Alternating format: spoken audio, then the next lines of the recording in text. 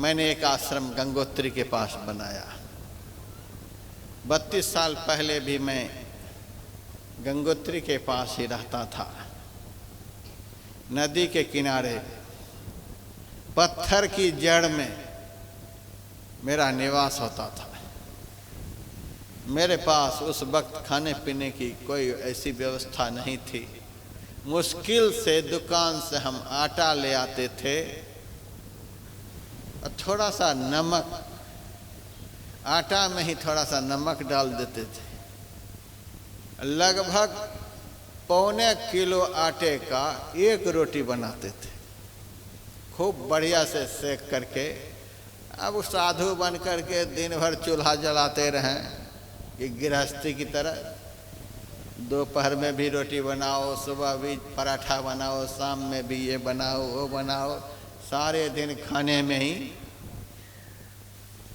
हमको वह पसंद नहीं। एक ही बार एक मोटी रोटी बना करके अखबार में लपेट करके रख देता था।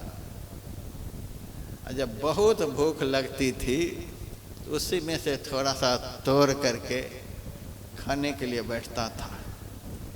जैसे ही मैं खाने के लिए बैठता था वैसे ही एक आदमी मेरे पास सब्जी कटोरी में लेकर के पहुंच जाता था। हमें बड़ा ताज्जुब होता, यह आदमी कैसे इनको पता चलता है यह खाने के लिए बैठा है। कहीं आसपास में किलोमीटर तक घर नहीं, ये सब्जी लेकर कैसे पहुंच जाता, कैसे देख लेता है। अरे तो कैसे आ गया? अरे महाराज पता नहीं कैसे प्रेरणा हुई कि एक साधु वहाँ रहता है तो सब्जी लेकर आ गए। आपके पास कोई व्यवस्था नहीं है इसीलिए सब्जी लेकर के आ गए। काहे के लिए आ गए यहाँ सब्जी लेकर के? अरे महाराज दिन रात विषय भोगों में डूबे रहने वाले भोगी लोग 5 स्टार होटल में 56 प्रकार के भोग लगा रहे हैं। परमात्मा के नाम की माला निरंतर जपने वाले आज अखबार से निकाल कर सूखी रोटी खा रहे हैं। पता नहीं कौन प्रेरणा करने वाले हैं। जाओ उनको कम से कम सब्जी तो पहुंचाओ, सब्जी पहुंचाओ। सब्जी ला करके रख देता, उस सब्जी के साथ रोटी खा लेता।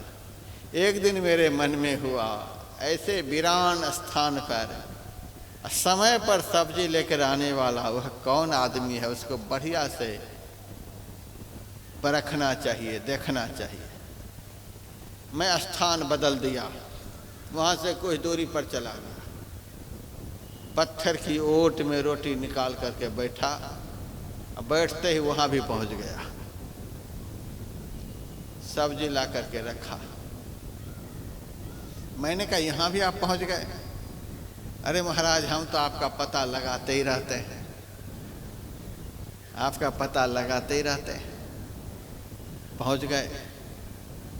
सब्जी को अखबार पर ही उलट दिया, कटोरी लेकर के निकला। 1 मिनट नहीं लगा होगा, हम उठकर खड़े हुए उनको देखने के लिए किस दिशा से यह आदमी आता है। उठकर खड़े हुए उनको देखने के लिए, तब तक देखते हैं कि वो आदमी का कहीं पता ही नहीं, कहीं पता ही नहीं चला। तब मेरे मन में आया, हमारे गुरुदेव जो पदावली में लिखे हैं, मातहु तैं बड़ी छोह करे नित, पितहु ते अधिक भलाई है, कुल मालिक होते बड़ी कृपा धारें, गुरु सम नाहि सहाय है।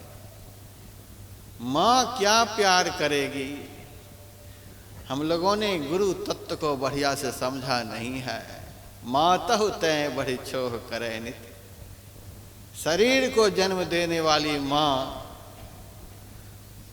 तो बच्चे को सामने से भी बढ़िया से प्यार नहीं कर पाती है। पेट में बच्चे को दर्द रहता है, माँ को पता नहीं चलता किस कारण से रो रहा है। बच्चा रोता रहता है, माँ उपाय करती रहती, कहाँ प्यार हुआ। लेकिन सदगुरु ऐसी माँ है जिनको तन के रोग का भी पता है, मन के भी रोग का पता है, आत्मा के रोग का भी पता है। सब तरह से प्यार करते। मातहु तैं बड़ी छोह करें नित, पितहु ते अधिक भलाई है, कुल मालिक होते बड़ी कृपा धारें, गुरु सम नाहि सहाई। जो गुरु कृपा तनिह विचारें, मिटें कल्पना सोग है, गुरु सम दाता साहब नाही, गुरु गुरु जपिए लोग है। यह है गुरु तत्व। कैसे पहुंच गए, हमारे जीवन की बात है। मैं गंगोत्री से पैदल ही आ रहा था, पैसे की कोई व्यवस्था नहीं। उत्तर काशी में हमको ठहरना था। रात के 10 बज गई, मैं पैदल चलता हुआ आ रहा था। भूख प्यास अब चला नहीं जाता। अब मेरे मन में हुआ, गुरु महाराज बोले हैं कि जो नित्य नियम से भजन करेंगे, ध्यान करेंगे, सत्संग करेंगे, उनके जीवन में मोटी रोटी और मोटी धोती की कभी कमी नहीं होगी। गुरु महाराज का वचन है। हम तो रास्ते चलते रहे, बैठकर भजन किए नहीं, इसीलिए भूखों मर रहे हैं। आसन लगाकर सड़क के किनारे बैठ गए, जैसे तैसे जितना भी मन लगा 1 घंटा तक ध्यान पर बैठा। उसके बाद स्तुति भी कर ली, आरती भी कर ली। आरती के बाद जैसे जयकारा बोलते हैं, पीछे से एक सेठ कार लेकर के आ रहे थे।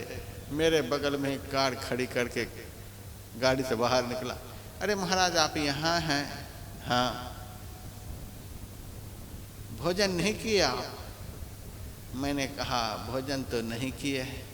अरे महाराज हम तो गंगोत्री से भोजन का पैकेट बांटते आ रहे हैं, अब एक ही पैकेट बचा हुआ है, महाराज आप ले लो। गाड़ी से भोजन का एक पैकेट निकाला, पर्याप्त भोजन था, हमारे हाथ में दिया। यही एक पैकेट बचा हुआ है। अब पैकेट हाथ में देकर के गाड़ी लेकर के आगे बढ़ा। थोड़ी दूर आगे गाड़ी निकली नहीं होगी, गाड़ी गायब। कहाँ गाड़ी गई पता नहीं। कौन देने वाले हैं रोटी? ऐसी मुसीबत में भी रोटी देते हैं। यदि आपके दिल में गुरु के वचनों पर विश्वास है, गुरु के सिद्धांत पर विश्वास है, गुरु तत्व पर विश्वास है, गुरु के मंत्र पर विश्वास है, गुरु की स्थिति पर विश्वास है, तो धरती के अंतिम तल में भी आप बैठे रहेंगे, वहां भी आपकी व्यवस्था होगी। यदि ऐसा विश्वास नहीं है तो कुप्पा घाट में भी चौड़े होकर के बैठे रहेंगे, तो बिना कूपन का भोजन नहीं मिलेगा। बिना कूपन का नहीं मिलेगा, वहां से भूखा भागना पड़ेगा। यदि विश्वास है तो धरती के अंतिम तल में भी आपकी व्यवस्था होगी। भवानी शंकरो वंदे श्रद्धा विश्वास रूपिणो। यह है विश्वास गुरु के तत्व पर, गुरु के मंत्र पर, गुरु की स्थिति पर, गुरु के रूप पर, गुरु के आदेश पर शाश्वत विश्वास हो। और श्रद्धा किसको कहते हैं? श्रद्धा कहते हैं जिनके ऊपर आपके दिल में इतना बड़ा विश्वास है कि वे हैं, अभी वर्तमान में भी हैं। हमारी आंख में ताकत नहीं है, इसीलिए देख नहीं पा रहे। आप मरे हुए बाप को देख रहे हैं? जो बाप मर गए, क्या कहेंगे? हमारे बाप नहीं हैं। दादा को आप देख रहे हैं? नहीं देख रहे, लेकिन कहेंगे कि दादा हमारे नहीं हैं। मरे हुए बाप दादा की स्थिति को भी आप मानते हैं। हमारे बाप भी हैं, दादा भी हैं, शरीर में नहीं हैं, शरीर छोड़ गए। गुरु महाराज तो साक्षात ब्रह्म हैं, इनकी स्थिति से क्यों आप लोग डामाडोल होते हैं? क्यों डामाडोल होते हैं? जिनको हम मानते हैं कि ये हैं, सर्वकाल में हैं, उनसे हमारा मन कभी डामाडोल नहीं हो। इसी का नाम है श्रद्धा। विश्वास का अर्थ उनकी स्तुति पर पूर्ण भरोसा, श्रद्धा का अर्थ जिन पर भरोसा, उनसे हमारा मन कहीं इधर उधर नहीं जाए, मन कभी डामाडोल नहीं हो। माता भी वही, पिता भी वही, भाई भी वही, सब कुछ वही। यही है श्रद्धा, अति अटल श्रद्धा। श्रद्धा के साथ दो दो महत्वपूर्ण विशेषण लगा हुआ है, अति अटल। यह कितना महत्वपूर्ण विशेषण है। अति से अधिक तो कोई महत्वपूर्ण विशेषण होता ही नहीं। अति, फिर देखो अटल। श्रद्धा के साथ ऐसा ऐसा विशेषण का प्रयोग हुआ है। हमें गुरु महाराज में अपने मन को किस तरह से स्थिर करना चाहिए। अति अटल श्रद्धा प्रेम से गुरु भक्ति करनी चाहिए। श्रद्धा टले नहीं, हिले नहीं।